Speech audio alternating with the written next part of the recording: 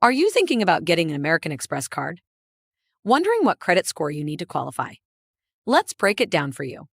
If you want to apply for a premium American Express card, such as the Platinum, Gold, or Blue Cash Preferred, then you should have a good to excellent credit score, typically 700 or higher.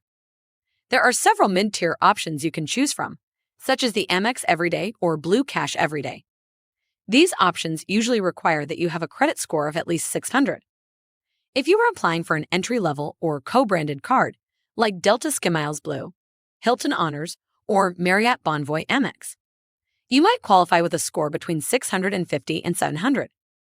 But wait, your credit score isn't the only factor Amex looks at. They also consider your income level, debt-to-income ratio, your history with Amex, recent credit inquiries, and credit age. Even if you have a high credit score, approval isn't guaranteed. If you have high debt, recent delinquencies, or too many hard inquiries, there is still a chance that American Express will say no. If you want to know what Amex card would be best suited to your credit profile, feel free to comment below and I will be happy to assist you.